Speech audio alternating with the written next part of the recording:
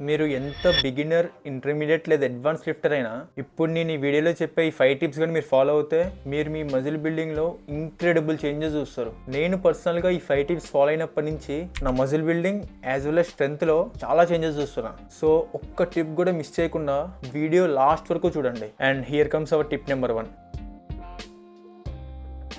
ఫెయిల్యూర్లో 3 types ఉంటాయి. For example మీరు ఒక సెట్ చేస్తున్నప్పుడు ఒక సర్టెన్ టైం తర్వాత మీరు ఇంకొక రెప్ కూడా చేయలేరు. సో ఇక్కడ మీరు కాన్సెంట్రిక్ ఫెయిల్యూర్ అచీవ్ చేశారు. అంటే మీరు వెయిట్ని ఇంకా కాన్సెంట్రిక్ ఫేస్లో పుష్ చేయలేరు. జనరల్గా మనందరం ట్రైనింగ్ టిల్ ఫెయిల్యూర్ అనే టర్మ్ యూజ్ చేసి ఈ కాన్సెంట్రిక్ ఫెయిల్యూర్ హిట్ చేస్తాం. కానీ ఇది కాకుండా ఇంకో 2 ఫెయిల్యూర్స్ ఉన్నాయి. ఇసెంట్రిక్ ఫెయిల్యూర్. మీ నెగిటివ్ ఎనర్జీతో కంపేర్ చేస్తే మీ పాజిటివ్ ఎనర్జీ అనేది త్వరగా అయిపోతుంది. మీరు వెయిట్ని పుష్ ఆర్ పుల్ చేయలేరు, కానీ ఆల్రెడీ లిఫ్ట్ అయిన వెయిట్ని మీరు నెగిటివ్స్ కంట్రోల్ చేయగలరు. సో ఇది ఎలా చేయాలంటే మీరు మీ జిమ్ పార్ట్నర్ లేదా జిమ్లో ఎవరిదైనా హెల్ప్ తీసుకోవాలి. వన్స్ మీరు కాన్సెంట్రిక్ ఫెయిల్యూర్ అచీవ్ చేసిన తర్వాత వాళ్ళు వెయిట్ లిఫ్ట్ చేస్తారు, మీరు ఓన్లీ నెగిటివ్స్ కంట్రోల్ చేయాలి. ఒక సర్టెన్ పాయింట్ తర్వాత మీరు ఇంకా వెయిట్ని కంట్రోల్ చేయలేరు. ఇక్కడ ఇసెంట్రిక్ ఫెయిల్యూర్ హిట్ చేశారు. And lastly isometric failure. Isometric failure అంటే ఈ ఎంటైర్ రేంజ్ ఆఫ్ మోషన్లో ఏ పాయింట్ దగ్గర కూడా మీరు వెయిట్ని హోల్డ్ చేయలేరు. ఒకవేళ మీరు ఇది కూడా హిట్ చేస్తే కంగ్రాచులేషన్స్, మీరు ఆల్ 3 పాయింట్స్ ఆఫ్ ఫెయిల్యూర్ని అచీవ్ చేశారు. వన్స్ మీరు ఈ 3 పాయింట్ ఆఫ్ ఫెయిల్యూర్ని అచీవ్ చేసిన తర్వాత మీ టార్గెట్ చేసిన మజిల్ సోర్నెస్ మాత్రం నెక్స్ట్ లెవెల్ ఉంటుంది. మీరు ఇలా ఒకసారి ట్రై చేసి ఎక్స్పీరియన్స్ ఎలా ఉందో కమెంట్ చేయండి. మీరు ఇక్కడ ఒక్క విషయం గుర్తుపెట్టుకోవాలి, ఒకవేళ మీరు ఇలా 3 పాయింట్స్ ఆఫ్ ఫెయిల్యూర్ని హిట్ చేస్తుంటే ట్రైనింగ్ ఇంటెన్సిటీ చాలా ఇంక్రీజ్ అయింది. సో మీరు పక్కా మీ ట్రైనింగ్ వాల్యూమ్ తగ్గించాలి. ఒకవేళ మీరు సేమ్ వాల్యూమ్తో ఇంటెన్సిటీ ఇంక్రీజ్ చేస్తే మజిల్ గ్రోత్కి నెగిటివ్గా ఇంపాక్ట్ అవుతుంది. ముందే వార్న్ చేస్తున్నా. కాన్సెంట్రిక్ ఫెయిల్యూర్ మీరు సోలోగా అచీవ్ చేయగలరు, బట్ ఇసెంట్రిక్ అండ్ ఐసోమెట్రిక్ ఫెయిల్యూర్ మాత్రం ఇంకో పర్సన్ కావాలి. మీకు ఇలా ఇంకో పర్సన్ యాక్సెస్ లేకపోతే మీరు కాన్సెంట్రిక్ ఫెయిల్యూర్ అయిన తర్వాత లాంగ్ లెంత్ పార్షల్స్ చేయొచ్చు. Here comes our second tip.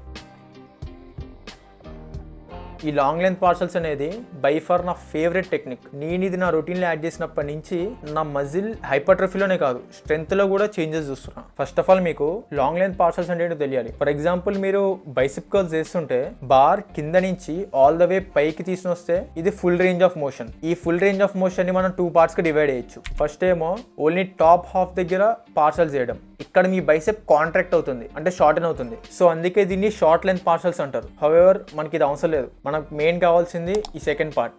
ఇక్కడ మనం బాటమ్ హాఫ్ దగ్గర పార్షల్స్ చేస్తాం. ఇలా పార్షల్స్ చేయడం వల్ల మన బైసిప్ అనేది బాగా స్ట్రెచ్ అవుతుంది, అంటే లెంత్ అవుతుంది. అందుకే దీన్ని లాంగ్ లెంత్ పార్షల్స్ అంటారు. ఫర్ ఎగ్జాంపుల్ లెగ్ ప్రెస్ లో లాంగ్ లెంత్ పార్షల్స్ ఇలా ఉంటుంది, ఎందుకంటే ఈ బాటమ్ పార్ట్ దగ్గర మీ క్వాడ్స్ బాగా స్ట్రెచ్ అవుతున్నాయి. అండ్ సిమిలర్లీ ట్రైసెప్స్ లో ఈ టాప్ హాఫ్ ని లాంగ్ లెంత్ పార్షల్స్ అంటారు. మీరు ఏ వేరియేషన్ చేసినా ఒక్కటి గుర్తుపెట్టుకోండి, ఎక్కడైతే టార్గెట్ చేసిన మజిల్ బాగా స్ట్రెచ్ అవుతుందో అక్కడి నుంచి హాఫ్ రేంజ్ ఆఫ్ మోషన్ వరకు లెంత్ అండ్ పార్షల్. ఇప్పటి వరకు ఎన్నైతే రీసెర్చ్ పేపర్స్ ఉన్నాయో ఆల్మోస్ట్ అన్ని లాంగ్ లెంత్ పార్షల్స్ కి ఫేవరబుల్ గానే ఉన్నాయి. ఇన్ఫాక్ట్ కొన్ని రీసెర్చ్ పేపర్స్ లో ఫుల్ రేంజ్ ఆఫ్ మోషన్ తో కంపేర్ చేస్తే లాంగ్ లెంత్ పార్షల్స్ లోనే ఎక్కువ మజిల్ గ్రోత్ ఉంది. బట్ హౌఎవర్ మనం మరీ అంత బ్లైండ్ గా ఫాలో అవ్వకుండా full range of motion and long length partials రెండు కంబైన్ చేయడం బెస్ట్. దీన్ని చాలా విధాలుగా మీరు ఇంక్లూడ్ చేసుకోవచ్చు. వన్స్ మీరు కాన్సెంట్రిక్ ఫెయిల్యూర్ అచీవ్ చేసిన తర్వాత మీరు లాంగ్ లెంత్ పార్షల్స్ చేయడానికి ఇంకా ఎనర్జీ ఉంటుంది. సో రిమైనింగ్ ఎనర్జీతో మీరు ఎంతైతే అంత లాంగ్ లెంత్ పార్షల్స్ చేయొచ్చు.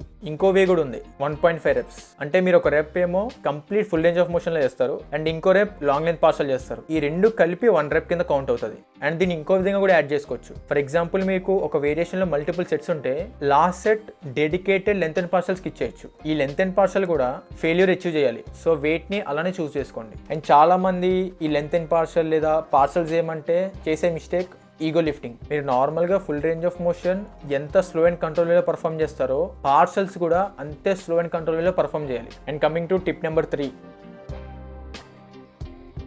చాలా మంది మిమ్మల్ని హై ప్రోటీన్ మీల్ తినమంటారు, కానీ మీ ప్రయారిటీ హై ప్రోటీన్ మీల్ ఒకటే కాదు, హై క్వాలిటీ ప్రోటీన్. రీసెంట్గా నేను నా full day of eating video upload చేశాను. మీరు ఇంకా వీడియో చూడకపోతే ఇక్కడ కార్డ్స్లో డ్రాప్ చేస్తా, ఒకసారి వెళ్ళి చెక్అవుట్ చేయండి. ఆ వీడియో చూసిన తర్వాత చాలా మంది నాకు ఇన్స్టాగ్రామ్లో మెసేజ్ చేశారు, నా డేలో నేను సోయా చంక్స్ ఎందుకు తిన్నాను. నేను సోయా చంక్స్ నా డైలీ రొటీన్లో ఇంక్లూడ్ చేసుకోవడానికి ఒకటే రీజన్. లేదు, మీరనుకున్న గైనో, ఫీమేల్ హార్మోన్స్ లేదా ఈస్ట్రోజన్ ఇది కాదు, క్వాలిటీ. ఫస్ట్ ఆఫ్ ఆల్ మీకు బయో అవైలబిలిటీ అనేది తెలియాలి. ఫర్ ఎగ్జాంపుల్ ఒక 100 grams చికెన్ బ్రెస్ట్ లో 20 grams ప్రోటీన్ ఉంటే మీ బాడీ 20 grams అబ్జర్వ్ చేసుకోదు. సో ఈ రేషియోని చూసారా, మీ బాడీకి ఎంత ప్రోటీన్ ఇస్తున్నారు వర్సెస్ మీ బాడీ ఎంత ప్రోటీన్ అబ్జర్వ్ చేసుకుంటుందో, దీన్ని బయో అవైలబిలిటీ వాల్యూ అంటారు. ఒకవేళ ఫుడ్ యొక్క బీవీ వాల్యూ హై ఉంటే మీ బాడీ ఎక్కువ ప్రోటీన్ అబ్జర్వ్ చేసుకుంటుంది, లేదు ఫుడ్ యొక్క బీవీ వాల్యూ తక్కువ ఉంటే మీ బాడీ తక్కువ ప్రోటీన్ అబ్జర్వ్ చేసుకుంటుంది. సోయా చంక్స్ యొక్క బయో అవైలబిలిటీ 58 అంటే మీకు 100 grams సోయా చంక్స్ లో 52 grams ప్రోటీన్ వస్తుంది. కానీ మీ బాడీ 52 grams ప్రోటీన్ అబ్జర్వ్ చేయదు, ఒక 30 grams ప్రోటీన్ అబ్జర్వ్ చేసుకుంటుంది అంతే. అండ్ ఇక్కడ చాలా మంది డిబేట్ చేస్తారు ఆ కాస్ట్ కి 30 grams ప్రోటీన్ అనేది చాలా మంచి విషయం అని. నేను కూడా అగ్రీ చేస్తా. బట్ నా అడ్వైస్ ఒకటే, మీ main priority high BV value ఉన్న ఫుడ్ ఐటమ్స్ మీదే ఉండాలి. ఒకవేళ మీరు నాన్ వెజ్ తినకపోయినా లేదా ఇంకా పన్నీర్ ఎఫర్ట్ చేయలేకపోతే అప్పుడు మీకు వేరే ఆప్షన్ లేదు, ఇదే వన్ అండ్ ఓన్లీ ఆప్షన్. అలాంటి టైంలో తీసుకోండి. సోయా చంక్స్ అనే కాదు, ఏ ఫుడ్ ఐటమ్ అన్నా బీవీ వాల్యూ తక్కువ ఉంటే అది మీ సెకండ్ లేదా లాస్ట్ ప్రయారిటీ అవ్వాలి. ఒకవేళ మీరు నాన్ వెజిటేరియన్ అయితే ఎగ్స్, చికెన్ ఇంకా వెజిటేరియన్ కూడా తింటాం కాబట్టి ఈ ప్రోటీన్ క్వాలిటీలో పెద్ద ఇష్యూ ఏమి ఉండదు. ఒకవేళ మీరు వెజిటేరియన్ అయితే పన్నీర్, సింపుల్ గా చెప్పాలంటే డైరీ ప్రొడక్ట్స్, ఎందుకంటే ఇవి high quality protein. By any chance మీరు లాక్టోస్ ఇంటాలరెంట్ లేదా వీగన్ అయితే ప్లాంట్ బేస్డ్ ప్రోటీన్ లో కూడా మనకు ఆప్షన్స్ ఉన్నాయి. కానీ ప్రాబ్లం ఏంటంటే ప్లాంట్ ప్రోటీన్ మొత్తం అమినో ప్రొఫైల్ ని కంప్లీట్ చేయదు. సో మనం ఒక 3-4 ఫుడ్ ఐటమ్స్ మిక్స్ చేయాలి. ప్లాంట్ ప్రోటీన్స్ లో ఫుడ్ యొక్క క్వాంటిటీ ఎక్కువ ఉంటుంది, కానీ మనకు వచ్చే ప్రోటీన్ చాలా తక్కువ ఉంటుంది. మీకు ఒక హెల్తీ లైఫ్ స్టైల్ లేదా ఫిట్ గా ఉండడానికి ప్లాంట్ బేస్డ్ ప్రోటీన్ వర్క్ అవుతుంది, కానీ మజిల్ బిల్డింగ్ పర్స్పెక్టివ్ లో వర్క్ అవ్వదు. ఎందుకంటే మీరు బాడీ వెయిట్ ఇంటూ 1.8 లేదా 2.2 grams ప్రోటీన్ ని ఓన్లీ ప్లాంట్ బేస్డ్ ప్రోటీన్ తో కంప్లీట్ చేయడం చాలా కష్టం. సో మీకు ఒక జనరల్ ఐడియా కోసం కొన్ని ఫుడ్ ఐటమ్స్ అండ్ దాని బయో అవైలబిలిటీ డిస్ప్లే చేస్తున్నా చూడండి. And now coming to tip number 4. మనందరం మజిల్ రికవరీ, ఫ్లెక్సిబిలిటీ, మొబిలిటీ లేదా ఇంజరీస్ ని ప్రివెంట్ చేయడానికి pre workout and post workout stretching చేస్తాం. మీరు ఈ స్ట్రెచింగ్ నే యూజ్ చేసి మీ మజిల్ గ్రోత్ ని ఇంక్రీజ్ చేయొచ్చు. కానీ ఇది ప్రీ వర్కౌట్ లేదా పోస్ట్ వర్కౌట్ లో ఉండదు, ఇంట్రా వర్కౌట్. ఇది చేయడం చాలా సింపుల్. మీరు ఏ వేరియేషన్ చేసినా సెట్ అయిన తర్వాత ఆ టార్గెట్ అయిన మజిల్ ని ఒక 15 to 20 seconds వరకు స్ట్రెచ్ చేయాలి. ఇలా చేయడం వల్ల మజిల్ లో బ్లడ్ ఫ్లో బాగా అయ్యి మీ మజిల్ గ్రోత్ ఇంక్రీజ్ అవడంలో హెల్ప్ఫుల్ అవుతుంది. హౌఎవర్ మీరైతే సెట్టింగ్ మధ్యలో ఒక 2 minutes గ్యాప్ తీసుకుంటారు. ఆ 2 minutes ఖాళీగా కూర్చోకుండా ఇలా స్ట్రెచ్ చేయడం వల్ల బెనిఫిట్ ఉంటుంది. అండ్ ఈ టెక్నిక్ ఇప్పుడు వచ్చింది కాదు, ఇప్పుడు old school body builders time నుంచి ఉంది. బట్ ఇక్కడ మీరు 2 points గుర్తుపెట్టుకోవాలి. ఫస్ట్ పాయింట్, 30 seconds మించి మీరు స్ట్రెచ్ చేయకూడదు. అండ్ సెకండ్, స్ట్రెచ్ అనేది మీరు స్లోగా ఫీల్ అవ్వాలి, పెయిన్ వచ్చేంత వరకు స్ట్రెచ్ చేయకూడదు. And now coming to last tip. నేను దీన్ని లాస్ట్ టిప్ గా పెట్టడానికి మెయిన్ రీజన్, ఇది మీ మజిల్ గ్రోత్ కి లేదా స్ట్రెంత్ కి ఇండైరెక్ట్ గా హెల్ప్ఫుల్ అవుతుంది.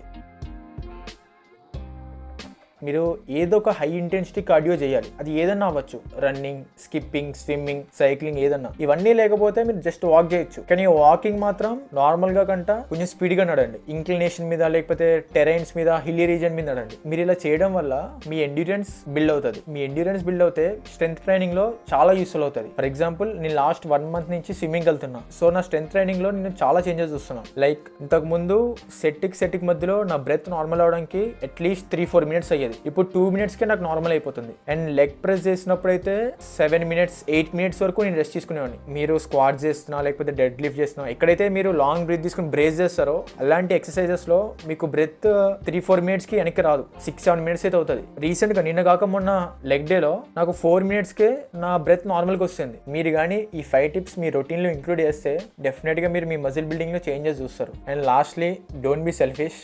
ఈ టిప్స్ చాలా మందికి తెలియదు, సో షేర్ చేయండి. ఎంత మందికి అయితే అంత మందికి షేర్ చేయండి. మీ ఫ్రెండ్స్కి, మీ జిమ్ బ్రోకి, అవసరమైతే మీ జిమ్ ట్రైనర్ కూడా షేర్ చేయండి. ఇంతకు ముందు వీడియో ఎంగేజ్మెంట్ బాగానే ఉండేది, మరి ఇప్పుడు ఆప్యాయత ఏమైందో, అనురాగం ఏమైందో తెలీదు.